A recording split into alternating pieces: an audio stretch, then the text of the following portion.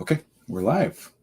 Hello, everybody. Welcome to the This Is Not Therapy Hour. I am Brandon Tessers. I'm a licensed therapist, but this is not therapy. And with me today is Caitlin Miller, who is also a licensed therapist, and this still isn't therapy. Yeah. Caitlin is one of our therapists here at Effective Artistry. So she's actually just across the hall in her office. You can see some of the same like exposed brick. Yeah, this is fun having you with us today. Caitlin, you want to say, I don't know, hi to people or introduce yourself? Yeah.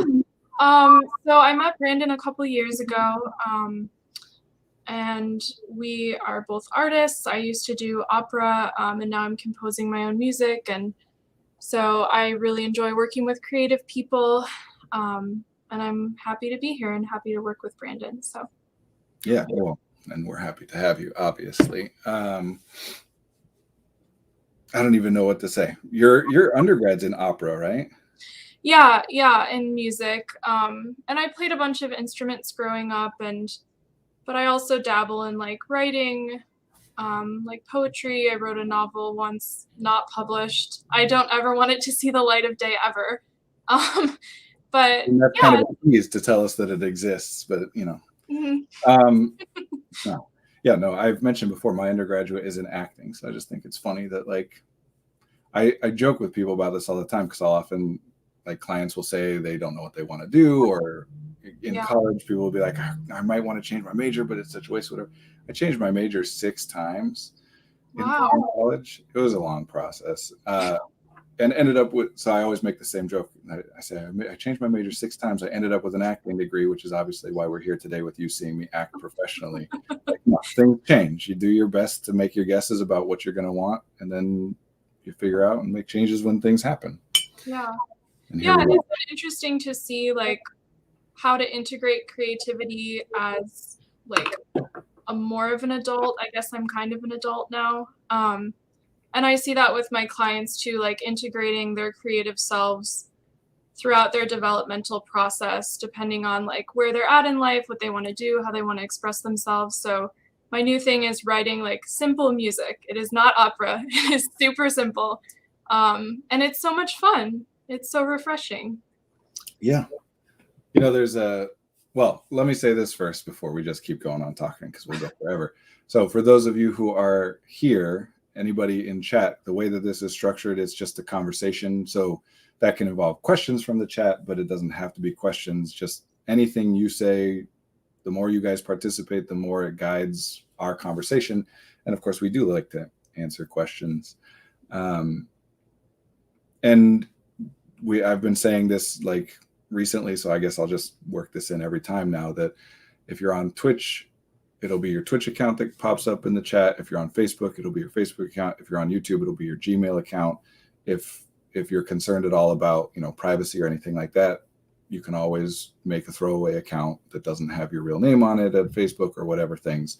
Because really, we do want as much participation from people as possible.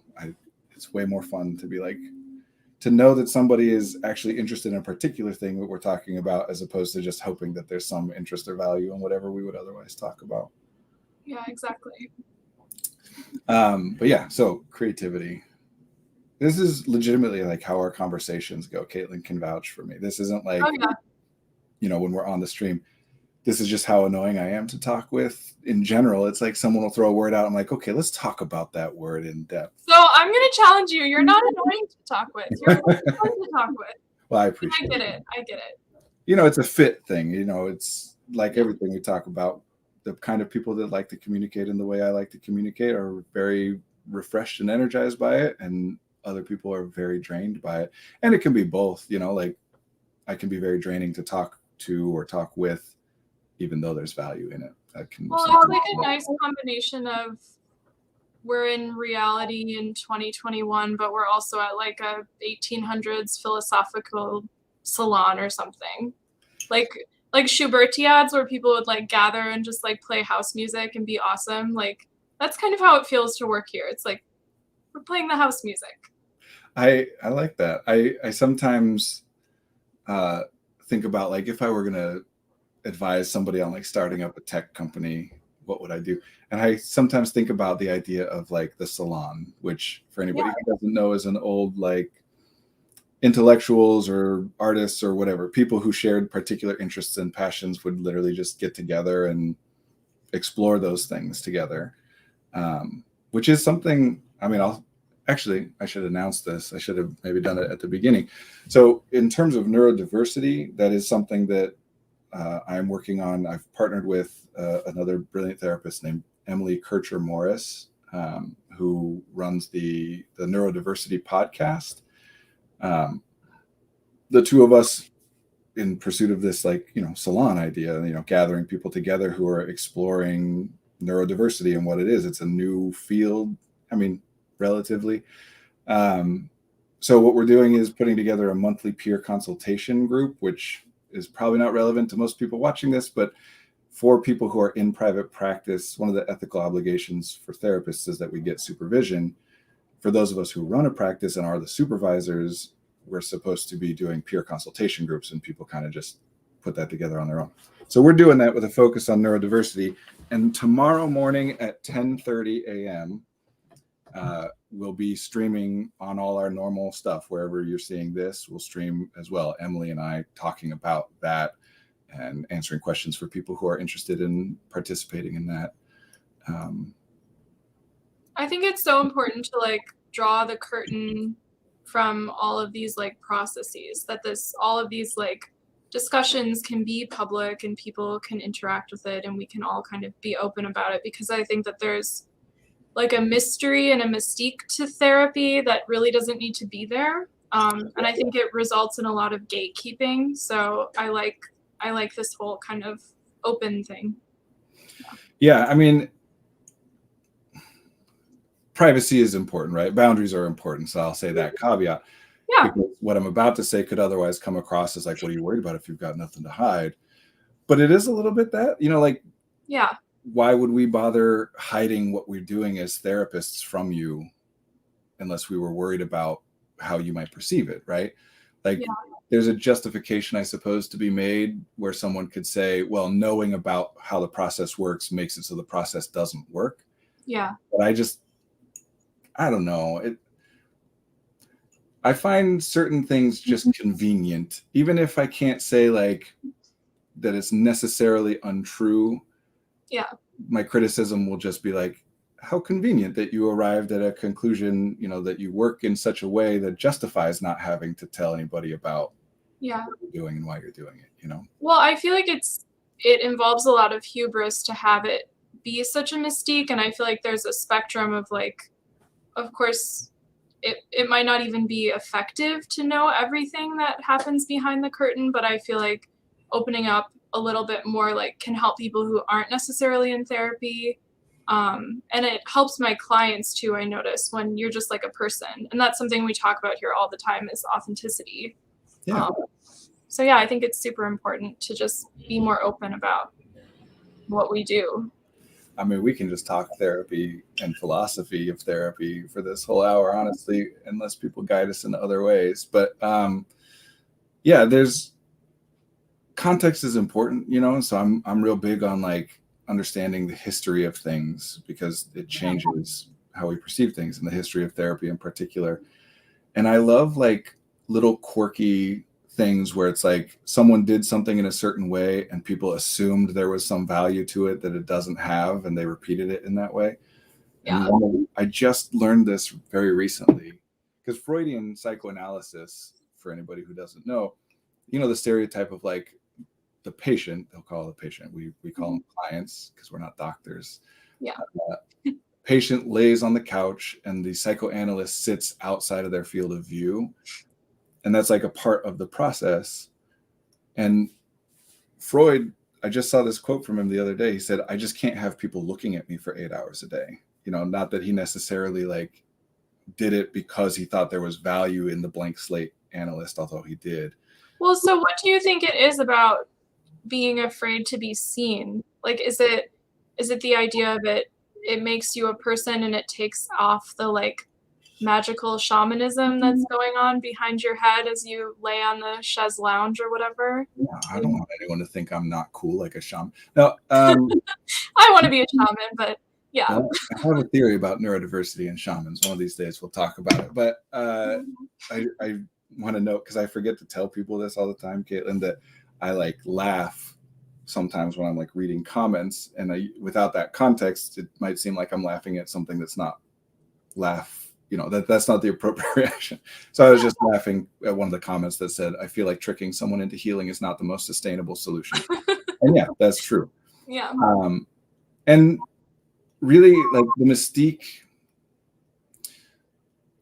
it's a part of the like therapist as expert modality, which is more common in the insight-based therapeutic world, but it doesn't correlate like one-to-one in that way by any means.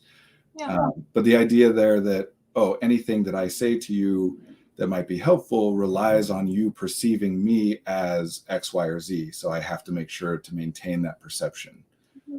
Yeah, and I feel like there's a religiosity to it as well, like almost like I am your priest and I know all the answers, so therefore I will tell you them as a godlike observer or whatever. There's such a like hierarchical thing going on there. Yeah, well, if you're withholding anything from a person, but especially information, that is by its nature a power dynamic, right? Like, you're the assumption being that the information you have is more valuable than the information they have, but you're doling it out at whatever rate or in whatever way you think, they need. And just as a quick, like, for anybody who's looking for therapists, of course, we have great therapists here, but we only work with people in Illinois. Just as a red flag, like, nah, maybe that's too much. I shouldn't give that much directive advice. I'll just say it this way. I hate the concept of client resistance, which is a very like common concept in therapy. The idea that the client is being resistant, because that relies on the idea that what I, the therapist, am doing is correct and helpful and is only not working because the client is not accepting it or doing it in the right way. Like, if anyone can define for me client resistance in any way that distinguishes it from, well, I'm doing it right, it's just not working because they're not doing it right, then I'll listen, but I haven't heard anything. I feel like the counter argument would be a lot of just ridiculous like clinical language to essentially say like I'm right and they're wrong. So right. Yeah. And I will say that that's different in mandated therapy, but I also don't believe in mandated therapy. So, I was laughing again because we got a question. What is Brandon about neurodiversity and shamans? Which, well played. You have backed me into a corner because I always will answer questions. I was going to ask it anyway, so we're good. Yeah.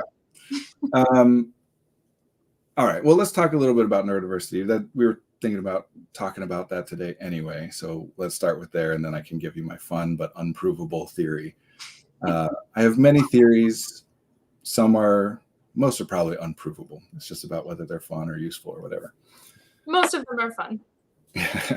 So neurodiversity, it's an important concept. And like all the things that we always talk about, language is a living thing and different people use words to mean different things and yada, yada. So we're going to start by kind of like defining the term.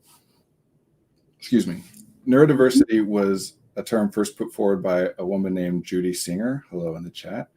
I hope I'm remembering that right now. I haven't looked that up in a long time. Who was a master's level student at the time in sociology, I believe, maybe social work. You can look it up. In 1997. Yeah. Judy Singer. I always try to give credit to her because she developed it, obviously, but also there was a book released in 2015 called Neurotribes by Steve Silberman, which is where like neurodiversity became a lot more well known through that book. He's a reporter, I think a New York Times reporter who did the book on it.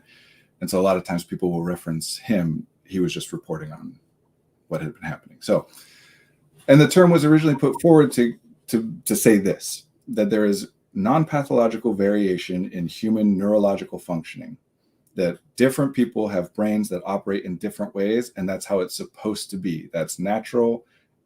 We want it that way. It's supposed to be that way.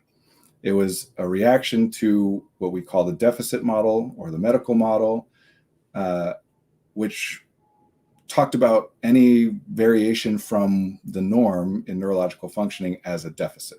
I'm using a lot of big words here, I guess. The simple version is this. People talked about autism specifically because that's what she was focused on when she first put the term forward, and it's grown from there. People were talking about autism as a disease that needs to be cured, and some people still talk about it that way, which is awful. But that was the dominant paradigm. The idea being that what is most common, what is normal, what is typical is good, and anything that varies from that in some way is bad, deficient. Yeah. As opposed to that any way of being that is non-pathological has advantages and disadvantages. It's situational. It depends on what you're trying to do and the context in which you're trying to do it. Mm-hmm. So it's not just the word. And a lot of people use just the word now, more or less to be a PC term for disordered or autism or whatever. Yeah. Some people treat it kind of like instead of saying gay, saying LGBTQ kind of thing. Like it's a more inclusive, more PC term, but they don't use it to like modify the meaning necessarily. But it has a meaning to it. I guess like if I can put myself in the shoes of someone watching this, I think I would want maybe more clarification on what you mean by non-pathological. Yeah, so pathological effectively means injury or illness. It means that, so like we as humans vary in all kinds of ways, right? Like even ways that are relatively universal. So I don't know why, but my like default example of this is binocular vision. That's the like universal standard. And of course, there are humans who do not have binocular vision. They might only have one eye, or one doesn't work, or neither, no vision at all. But we consider those things to be pathology, meaning it's an injury or it's an illness. We have deemed it to be globally disadvantageous. And this is a hard concept to talk about because, just to zoom out a bit, on the general topic of people have a tendency to lionize suffering, to find nobility in suffering. And it's not a noble thing. Suffering is bad. We don't want people to have to suffer. Now, we all are going to suffer anyway. And when you do, you can still get benefit out of those things. You still learn and grow and whatever. Yeah. And yeah, if we're going to suffer, if we're going to have gone through some suffering, we want to take from it whatever benefit we can get out of it. So we want to be clear about both sides, that we would not have chosen it to be that way, but even though it is that way, but because it is that way, there are benefits that come from that, even if they don't generally outweigh. Yeah, I mean, that reminds me of like bipolar people, their experience of hypomania, which like and there's, we could do a lot of caveats on the sentence I just said, but just like the creative process, and a lot of my clients who do have like bipolar tendencies, whatever you want to call it, and experience hypomania, they can feel this like rush of ideas. And, there are like poets who would joke that they would write all their poetry when they were hypomanic, and then when they felt more depressed, they would edit it all because they were able to like become the editor. So it kind of reminds me of that, where it's like there is some utility and non-pathological way of viewing hypomania, but on the whole, it does cause suffering, and the suffering is not inherently okay. So I would quibble with that one, just because hypomania, like everything in the DSM, is diagnosed symptomatically rather than etiologically. All we're doing is looking at a set of behaviors and then calling it something that we have found utility in calling it that. So all of the diagnosis, and hypomania, is a diagnostic criteria more than a diagnosis itself, but all of them have utility, and that utility is rooted in that there is suffering entailed in those things, right? Like we wouldn't have labeled it, well, I don't know how like philosophical to get on this stuff. There's only two reasons we would label something as a disorder when it's, a construct, and one is because it generally or often causes people problems. The other is because it serves the people who are creating the disorders, but that's a whole big thing. Yeah. In other words, like, I feel like we're getting way off track. I like it. I don't know, but we can go back to shamanism and neurodiversity. I feel like that's where we even were starting. Okay, so back to neurodiversity. So variation in the human species, there's a lot of interesting stuff in, like, and this is not my expertise, right? I know all these things enough to apply them to what my field actually is. So I'm not a like evolutionary scientist or anything like that, but when there's natural variation, non-pathological variation in a trait in the human species, most often, most likely what that means is that there are advantages and disadvantages to any version of that variation. So a practical example is I am 6'5". I'm really tall. And people will often look at me and say, wow, you're really tall. That's so great. And it is really great when I'm trying to reach something from a high shelf. And it's really terrible when I'm trying to fly across the Pacific in coach, or when I'm trying to buy clothes at the store. It is situationally advantageous and disadvantageous. Depends on what you're trying to do and the context in which you're trying to do it. It is not globally advantageous or disadvantageous.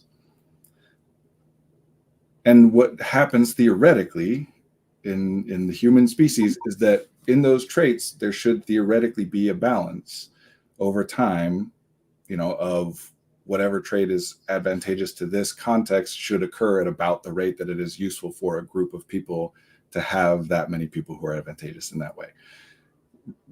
I'm going to use examples because I feel like trying to talk about it in just. Well, in some ways, are you saying that like the inherent diversity within like person to person as human beings is something that is globally advantageous because the diversity allows different people to be able to do different things? So like as a global tribe, we're able to, what did you say? Yeah, it's advantageous to the group, even if it's not advantageous to the individual sometimes.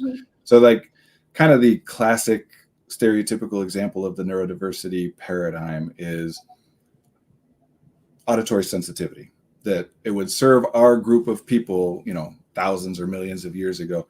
It would serve our group of people well to have one person here whose hearing is so strong that they can hear danger coming from 3 times as far away as the rest of us, even if the trade-off is that their hearing is so strong and sensitive that it is debilitating in terms of being able to like go out and do the day-to-day tasks that the rest of everybody needs. So do you think like a kind of internalized application of that would be people saying like there's nothing inherently wrong with you for being different? Like, is that kind of like a... Yeah. I'll use the language discernment versus judgment. Yeah. Meaning that we want to be able to distinguish differences between people because that matters without assigning a value to one version or the other. Yeah. Because we all know that people work differently in all different kinds of traits, but we're talking neurodiversity. So we're talking about the way that their brains operate. We've known that people work differently. It's just a matter of what construct, what paradigm you layer on top of that. And the one that was really, is still very harmful, but that neurodiversity was a response to, that medical model, placed value on normative behavior. Because what we're talking about, we can talk neurology and neurotypes and whatever, but all of this stuff is identified through behavior, right? Yeah. It's about what people do. So when people are exhibiting non-normative behavior, what do we do with that? And at least in, American culture, Western culture, generally the medical model, we pathologized it. We said, you're doing... Well, I was going to ask, do you feel like society, the superimposing society upon innate diversity is a way that we become like ashamed? Like, I'm wondering where you feel, because I'm trying to think of a neurodiverse person. Well, yeah, you're right. Okay, so I'll bring it back to being more practical rather than like this philosophy of it. In terms of what people use the term to mean these days, neurodiversity refers to different people will have different beliefs about what things count as neurodiversity versus what things do count as pathology, right? Like even people who believe in the neurodiversity paradigm might still say that schizophrenia is still pathological. Some will, some won't. Yeah. Generally, it's agreed upon that autism in particular, because that's the first one that neurodiversity was intended to apply to, and ADHD as the kind of sister condition, added on. Generally, it's agreed upon that those two are neurodivergent conditions, as well as dyslexia, dyspraxia, dyscalculia, which, by the way, dyspraxia, I've said this a lot. It's not a diagnosis in the States, just so that anybody knows. It just means, in the United States, we would call it developmental coordination delay disorder, I want to say it's called. It's about, praxis is control of the body. So dyspraxia means poor control of the body. And yes, there is like a huge correlation where all kinds of people are going to click and be like, wait a second, do you mean that clumsy is part of being neurodivergent? And yeah, kind of, a little bit. Well, it kind of reminds me, just to jump in quickly, and this is a bit of a tangent, but it reminds me of how some societies can value schizophrenic people or people with schizophrenia in like what happens in their brains can be tied to like spirituality or like having more insight or like being special in a way that is they view as advantageous, rather than like Western society viewing it as like severely disadvantageous to the point of like this person, a level of shame that's just like out of control that people have to deal with. Yeah. And look, I'll be clear about where I come down in this debate, which to me, it's all neurodiversity, kind of the astronaut with the gun meme of like, it's all neurodiversity. It always has been. These things are constructs. We make them up because we find utility in making them up. That doesn't mean they're not valid. They're valid. I'm not saying ADHD doesn't exist. It does. It's just that it's a thing we made up to apply to something that already existed. Autism wasn't first identified or discovered, or whatever language you want to use for it, until the 1940s. So the question is, where were the autistic people before that, right? Like, yeah, it's not like we magically all appeared in like 1972 on August 5th when it was discovered that people have X, Y, and Z. Yeah. So why not talk about variety instead of diversity? That's a good question. And hold on, I missed a couple of these. There's some really good comments. Diversity, and it's like how diverse, I'm going to read them out loud since I'm reading them anyway, and that way people who aren't looking at the chat. It's like how diversity in general benefits innovation, because even if ideas and perspectives offered aren't exactly what the group is looking for, it still expands your perspective. Yeah, and there's a lot of stuff about that. What's that one theory that individuals tend to be terrible at predicting things, but the wisdom of the crowd or whatever means if you aggregate large groups of people are more likely to be correct than experts? I feel like that has some tie here. I don't know the name of that theory, but if someone can find it, I'd love to know. Yeah, that would be about variety instead of diversity. So variety and diversity is similar. It's just that diversity is a grammatical thing. Diversity refers to a group that contains variety within it. The group is diverse, whereas variety just serves a different grammatical purpose. It wouldn't be a various group. It's a diverse group. And that's something that this is kind of going back to the beginning of the conversation, but I like having conversations that go like this. But what I like about working here is we're really clear with language and defining language and using language in really effective ways. So that's something I really like talking about those sort of nuances of like variety instead of diversity and what that looks like. Because I feel like especially clinicians and therapists, but people in general just throw around terms and words all the time, and we think we know what we're talking about, and then we end up like being two ships passing in the night like all the time. Yeah.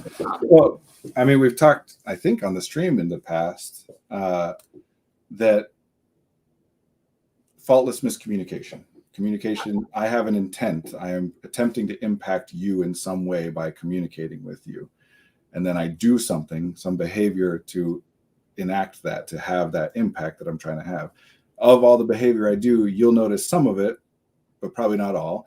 And you'll probably notice some things that I didn't do intentionally as part of the communication that you'll interpret as part of the communication.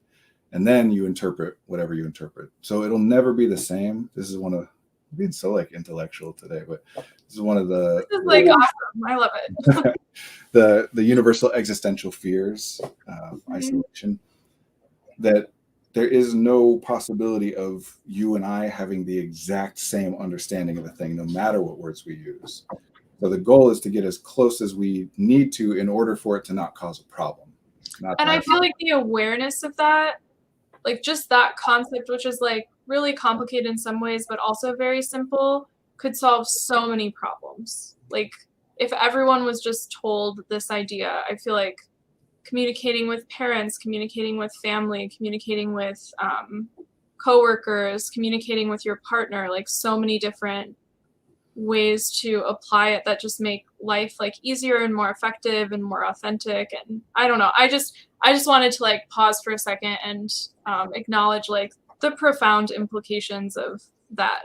I mean, it does have a lot of implications. I agree. You know, it's fault is not, again, it's a construct. It's not a thing, especially in human interaction. We can't look at one person or the other and say where fault lies. We can say who we side with, you know, who we would say like that person owns more of the responsibility or whatever, but that's still just a construct. It's an idea. So the question then that I always want to look at is if a concept is popular, like if a construct exists, the question always is why? What does it do? Because fault doesn't identify with a thing. What? What is the utility? You're right. What is the utility? What is the purpose? Fault, as best I can tell, all it really does is it makes it so that it doesn't solve the problem. You and I have a problem. I'm saying it's your fault. You're saying it's mine. That doesn't solve the problem. So whatever thing I don't like will continue to happen, or whatever thing you don't like will continue to happen. But if I can convince myself that it's your fault, either that means that I have no ability to change it, or whatever ability I have to change it, it's not I shouldn't have to do that. You should be the one to have to do it. Yeah. So it's basically absolving myself. It doesn't solve the problem, except that it makes me less aware of the problem. I don't need to think about it. It's not. I guess part of the profound implications for me is like you could describe wars as that. Like the ways we destroy each other the most as human beings can start with those assumptions that you just said. I'm also going to make the sun calm down. So 1 second.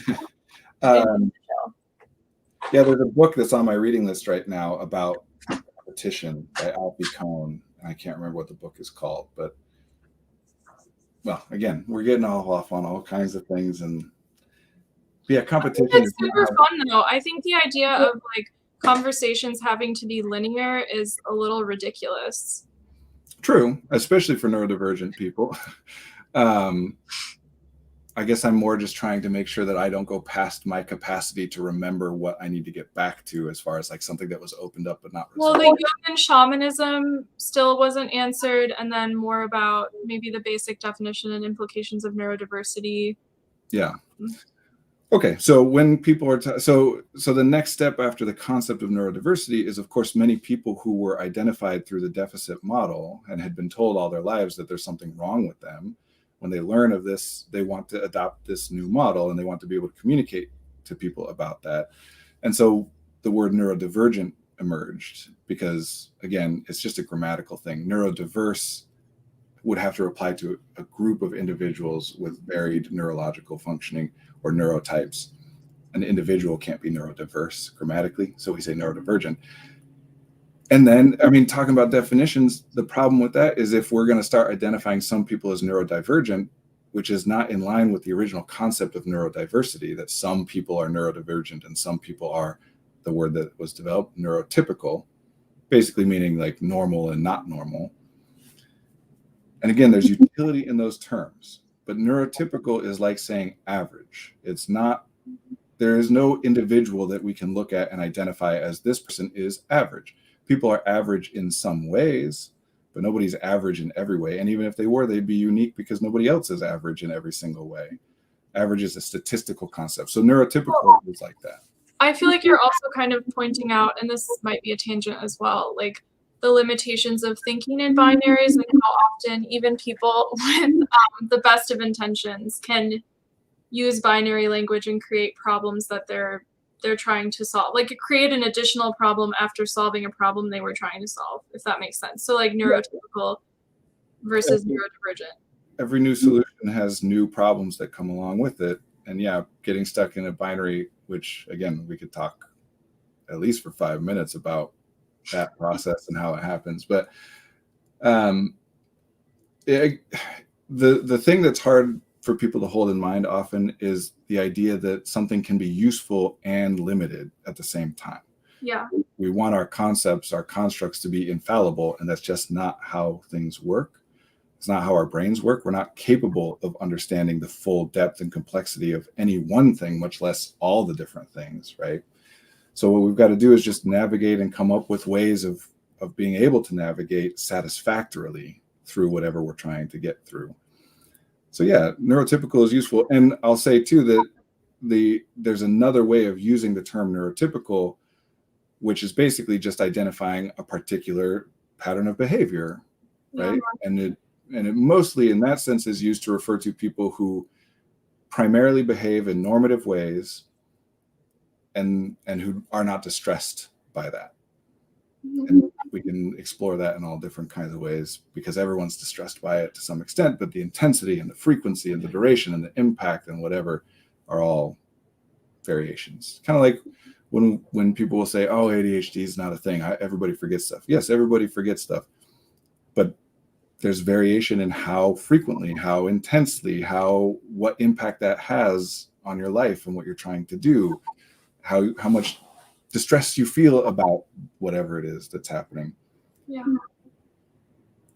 This is such a tricky, like, minefield conversation to walk through because of the I think one way to deal with how it's a minefield, because I agree and I'm definitely feeling that, is like just to acknowledge to myself and you and people watching that like there are limitations to language. We're not perfect. We won't say everything that will be perfect or like could be repeated in 20 years as a fact. Like this is just like an organic conversation that's happening in this moment, if that makes sense. Of course. So I don't ever want to take a label away from somebody that's useful to them. Yeah. Either a label they use for themselves or a label they use for other people. It is useful to say, okay, neurotypicals do this as a way to distinguish myself from the normative behavior. Theoretically, right? Not theoretically, sometimes. I love some of these comments. Yeah, actually, I was going to say there's a Twitter account I follow that's called I want to say it's the Neurotypicality Research Institute. And it's a parody account where they post things talking about neurotypicals the way that people will often post things talking about autistic or ADHD people. Yeah. So that's the paradigm. That's the origin of neurodiversity, was the idea that it is good for us as a species, us communally, to have people who function in different ways because of specialization. Well, then the next step, and again, mostly when people say neurodiversity these days, they're just using it as a label to say like all these diagnoses. We at Effective Artistry, 100% in support of self-identification. I don't care whether a person gets an official doctor to put a label on them if they find that label useful. I also don't care if an official doctor puts a label on somebody if that label is not useful to the person, then it's a bad diagnosis. And I do believe going back to the question of utility is a really, I've noticed with like clients, a really nice way to kind of distill what's going on and not like judge people in a way that is not helpful to the way that they view themselves. Like to say to someone, this is who you are. I know who you are. I know you better than you know you, which kind of goes back to the whole like Freud sitting behind you on a chaise. Some of these comments are so much fun. But yeah, that is the old insight-based therapy model. And again, I'm not trying to paint with a broad brush. There are great insight-based therapy models and practitioners. Yeah. But generally speaking, the idea behind insight is you tell me about you, then I'm able to apply some framework, some model, and give you some conclusion that is helpful to you. And as long as, like you're saying, as long as people are focused on the utility of that, awesome. The problem is when people start to look at accuracy as opposed to utility, that like we said before, that if we don't acknowledge that useful things are also limited and inaccurate, there's a reason that I use the term accuracy or accurate and not true, because true is a binary and nothing is true. Yeah. You know, I mean, but that's a hard pill to swallow. Nothing is true. I just want to pause on that a bit. It is. One way actually that sometimes people will look at neurodivergence and neurotypicality is to say, we all have a very, very limited perception of things. No one can notice everything that they could theoretically notice. The brain has a finite capacity to do that. Some people are more aware of that fact than others. Some people are more comfortable with that fact than others, with saying, yeah, I mostly don't know stuff. I know a very small slice of what I could know. And even that, I don't know the full complexity of it. Sometimes, like you said, Caitlin, that is a very distressing thing to think sometimes for people, because it's like, well, then what am I supposed to do if I don't know anything? And so sometimes instead it will be like, no, I know it. Obviously we all know it's this thing. And if you say it's different, you're just wrong, kind of stuff. I love that. Yeah, be aware of your chair. That is the example that I do every time. But I lost my neurodiversity. We were talking about insight-based therapy. We really are. Binary utility, shamanism, chaise lounge. Yeah, let's say this. Let's do utility over accuracy. That's a good one, and then we'll go back to the shamanism. Not everything is true. Nothing is true. Truth doesn't exist. Yeah. We really... I just think it's hilarious that this is what we're talking about, because there's a lot of truth. And one of our things that we always say is the simplest answer that works is the best one, right? And what works is different for different people, but we still always want to start with the simplest stuff. And only if that doesn't work do we go to the next thing, which is why it's important to be able to quit things that don't work so you can look for something new that does work. Yeah. That's a very important part of neurodiversity, is the idea that there's a right way to do a thing and then everything else is the wrong way to do a thing. And that if you are doing something in the right way, that you'll have good results. And if you do it in any other way, you'll have bad results. Well, what if you operate in such a way that the quote unquote right way to do a thing doesn't work for you? If you still accept the idea that there is a right way and a wrong way, then you're stuck. All you can do is keep going back to that. And we do that all the time. We talk about, I just got to get more motivated and focused. I just got to make myself do it. I'll try harder. I got to care more. Well, and I also feel like the conclusion for that is that there must be something wrong with me because the normative isn't solving my problem. So instead of trying something different, there's an internalized feeling of there must really be something wrong. And this is part of the benefit of the medical model that people are still very attached to, because it is an actual benefit, is if I believe there's a right way to do a thing and it works, and then I try to do it that way and it doesn't work, the only explanation is that I somehow am just not getting it. It must not be the right way. I'm missing something, or there's something broken. And that reminds me of the educational system. Yeah, well. So one of the things that the medical model does for people often, and that we don't want to take away from anybody, is without challenging that paradigm, the idea that the fault lies in me, well, it gives me something that's not under my control. Now, instead of I'm broken, I'm doing it wrong, I'm dumb, I'm lazy, whatever, instead of that, now I can say, oh, I have my brain is a certain way, or I have a certain specific medical condition. Still sucks, doesn't solve the problem, but it's not my fault and there's nothing I can do about it. Mm-hmm. And I'm not trying to take that away from anybody, but sometimes when people come back then and talk about neurodiversity, then they'll say, stop, it's hard when you found relief in, oh, I can't do that because I have ADHD. And then somebody else comes along who has ADHD or says that they have ADHD and then does the thing. Well, I feel like that goes back to utility and limitations of language, that binary of saying that I am X diagnosis has a certain utility, but the utility also is limited. It's not this endless answer that fixes my entire life. Yeah.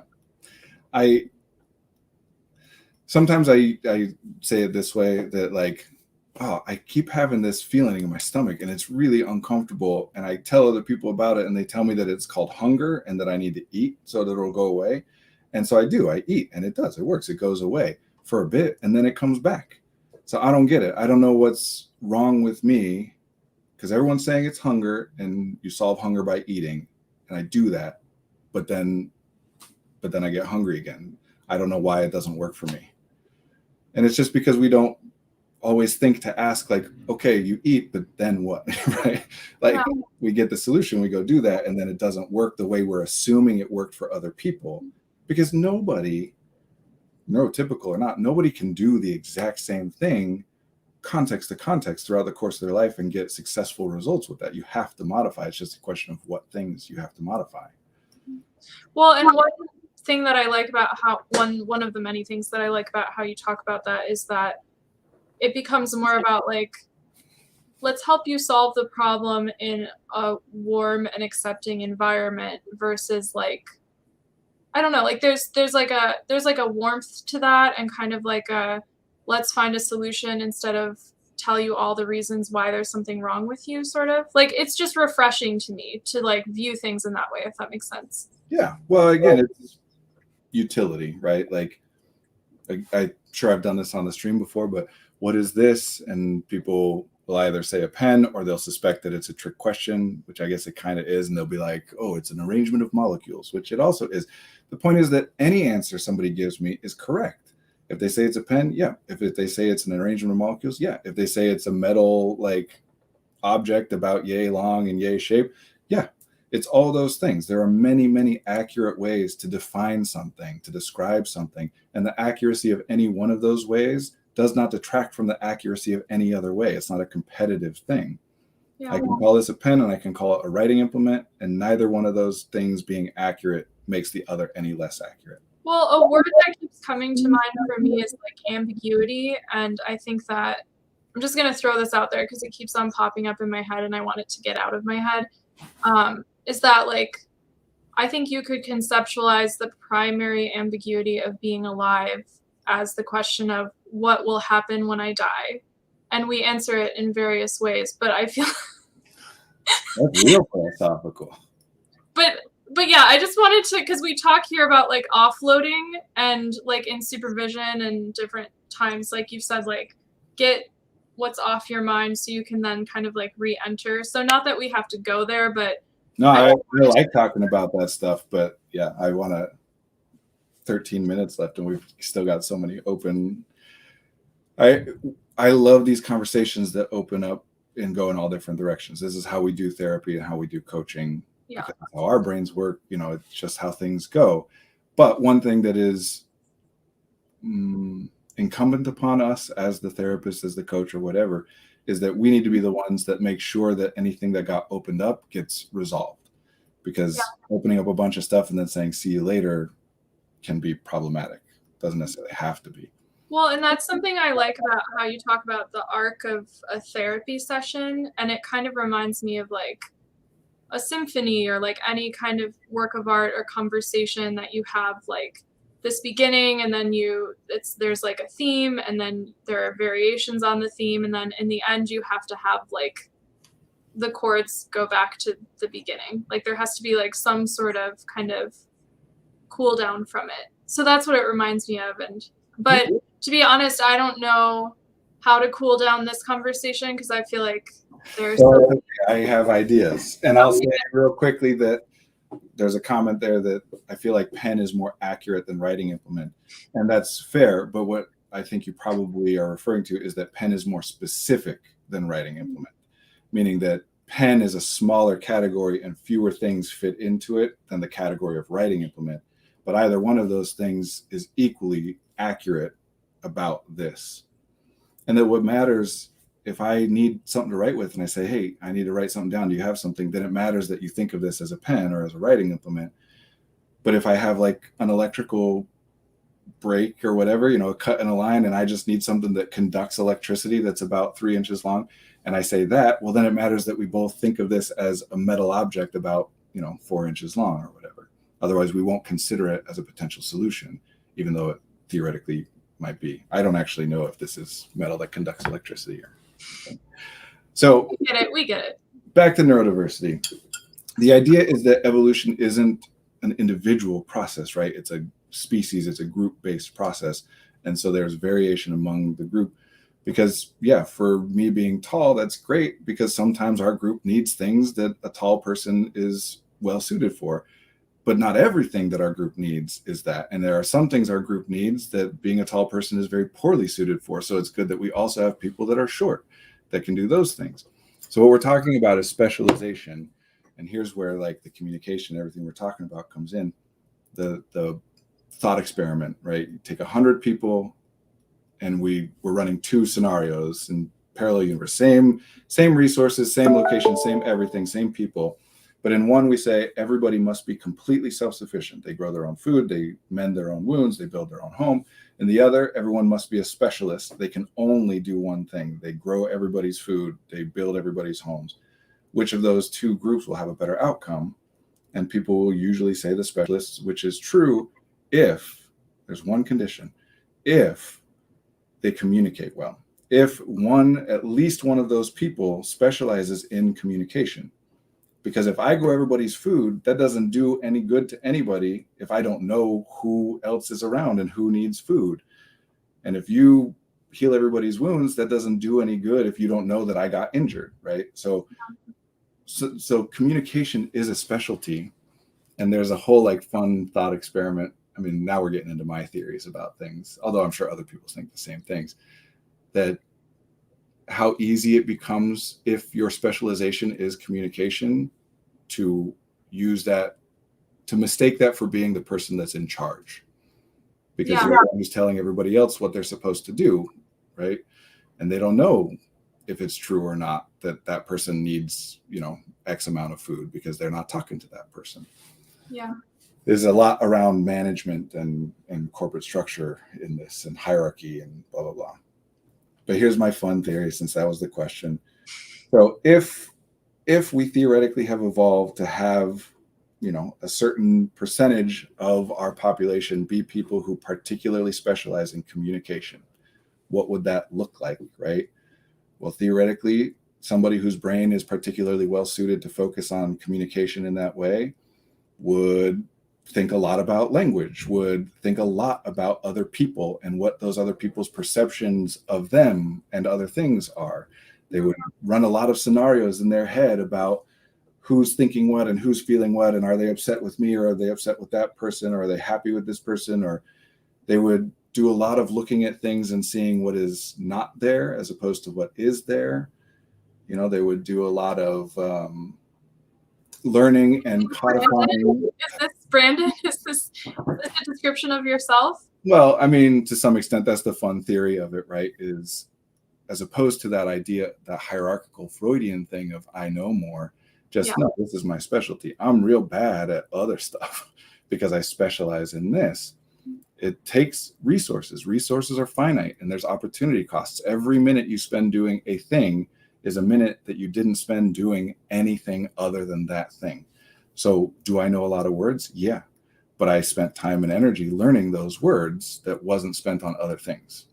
So by definition, I must be worse at any amount that any person is better than average at a particular thing must come in correlation with other things that they are worse than average. Well, and I feel like it would be such a refreshingly wonderful world if we busted all the hierarchies. And it's probably never going to happen because there's a reason why we all think in binaries and hierarchical terms and blah blah blah blah. But it just sounds like such a wonderful world you're describing. Well, I'm a little optimistic about it, probably, but but we don't have time to get into all the reasons why there. I'm just sharing the fun, unprovable theory. Things like, what is magic? The concept of magic. Why is it something that comes up in so many places? And my theory there, let's define magic, right? This is what I do in my head. It is not meant to be like definitive or expertise. This is just the stuff I think about. To me, magic, if we're going for a broad definition of it, is basically the thing that you do has a reliable, like predictable result that does not logically connect to the thing that you do. That if I can say some words and a fireball explodes, well, once, that's coincidence. But if every time I say those words, well, then I'm clearly making it happen. And we don't understand how me saying those words makes that fireball happen. Yes, this is like D&D magic that I'm thinking of here, you know. But it clearly does. So we just call it. There's a quote, I think it was Arthur C. Clarke, sci-fi writer, who said, any sufficiently advanced technology is indistinguishable from magic. Just means a thing that wonderful. Yeah, we know what it's going to do, we just don't know why, right? Yeah. So there's a reason that magic, in so many of its forms, not all, but you know, generally, mostly involves language. I think my fun theory for myself is that magic is kind of a way for us collectively to conceptualize language. You know, that we at some point back in our species, this is so like far off of this is just random stuff, but you're not doing a good job of wrapping up. I'm just kidding. But yeah, this thing called language started to emerge, and it impacted us in a way that we kind of memorialize, blah blah blah. So anyway, that's the fun theory. That's not necessarily super useful. It's just fun. I think it's super fun, and I think it's useful. Yeah. I think it matters to have conversations like this. So. Yeah, definitely there's utility in it.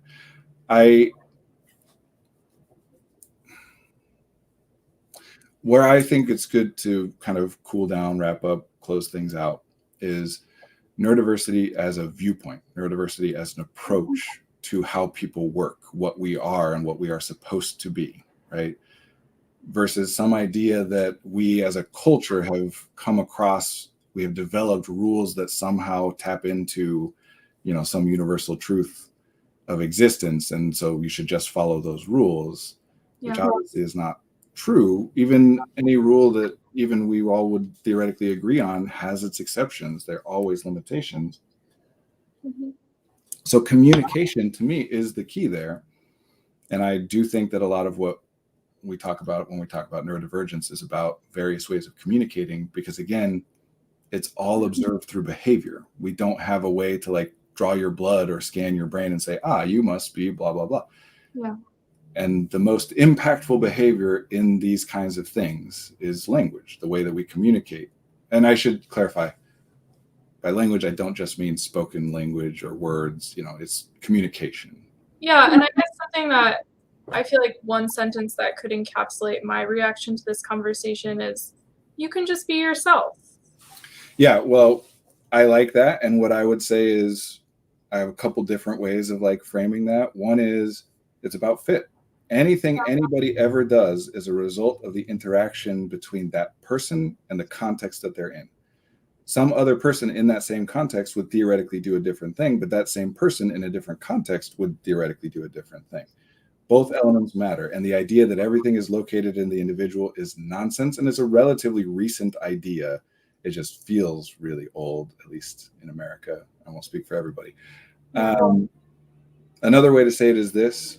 We know this both from observation of ourselves and our own experience and anecdotally, but also in the research, that the best learning outcomes happen when people are able to engage in areas of interest, do the things that they want to do. Yeah.